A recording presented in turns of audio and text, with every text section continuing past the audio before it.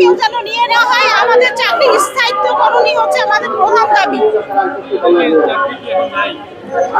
আমাদের চাকরি এখন আছে, কিন্তু বলা হয়েছে আমরা যে ভবনে কাজ করি সেই ভবনগুলা স্থানীয় স্বায়ত্তশাসিত মন্ত্রণালয় থেকে স্বাস্থ্য মন্ত্রণালয়ে নিয়ে যাওয়া হবে।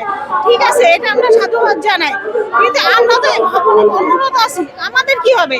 এ নিয়ে কোনো সুনির্দিষ্ট দিক নির্দেশনা দেওয়া হয় নাই।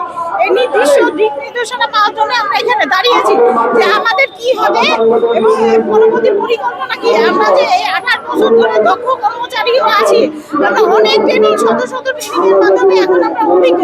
তাহলে আমাদের এই দক্ষ হাতগুলো কি হবে? এগুলো কি এইভাবে বসে থাকবে? এগুলো কি বেকার হয়ে যাবে? আমাদের কি অবস্থা হবে? আমাদের দায়িত্ব নিয়ে নিক এবং আমাদের চাকরি স্থায়িত্বকরণ করুন। আমাদের একটাই দাবি। আমাদের এর আগেও সংবাদ সম্মেলন হয়েছে 2 বার, কিন্তু এখন পর্যন্ত আমাদের কোনো আশ্বাস দেওয়া হয় নাই। এই জন্য আমরা এখানে দাঁড়িয়েছি। আমরা যদি ওই ধরনের কোনো দিক নির্দেশনা পাই তাহলে আমরা এখানে দাঁড়িয়েছি। আমরা বর্তমানে এলজিআরই মন্ত্রণালয়ের অধীনে। আমাদের এই এলজিআরই মন্ত্রণালয় থেকে বর্তমান প্রধানমন্ত্রী তারেক রহমান বলেছে যে স্বাস্থ্য মন্ত্রণালয় নিবে।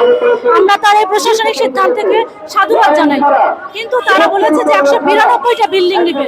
তারা কর্মীর কথা কোনো কিছু উল্লেখ করে নাই। এখন আমরা চাকরির জন্য অনিশ্চয়তায় ভুগছি। এই জন্য আমরা এখানে দাঁড়িয়েছি যাতে বিল্ডিং এর সাথে সাথে আমাদেরকেও সেখানে কর্মস্থিত না হয়।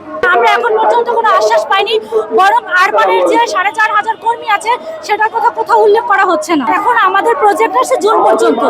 যদি এই যেমন আমরা শুনেছি কিশোরগঞ্জে কোথায় জানে বিল্ডিং নিয়ে নিয়েছে, না সিরাজগঞ্জ মেরু মনে নাই, তো সেখানে শুধু বিল্ডিং নিছে। বলা হয়েছে যে আপনাদের বিল্ডিং নিতে বলেছে, কিন্তু কর্মীর কথা বলে নাই। তাহলে এখানে যে আমরা এত সময় যে আপনার করোনাকালীন সময় স্বাস্থ্যসেবা দিয়েছি, এই যে টাইফয়েডের ক্যাম্পেইন করলাম, তারপরে এখন আমরা হামের ক্যাম্পেইন করছি, তাহলে আমাদের কি স্বাস্থ্য মন্ত্রণালয়ের এখানে আমরা কি কোনোভাবে কাজের যোগ্যতা নাই? আমরা এখানে আমি মূলত এখানে আছি প্রায় 15 বছর, আর আমার এখন অলরেডি চাকরির বয়স শেষ। তা আমরা এখন কোথায় গিয়ে দাঁড়াবো? এই জন্য আমাদের একটাই দাবি যে আমাদের বিল্ডিং এর ভবনে নেওয়ার পাশাপাশি আমাদেরকে যেন চাকরিতে নেওয়া হয়, পাশাপাশি আমাদের যেন চাকরিতে না করা হয়।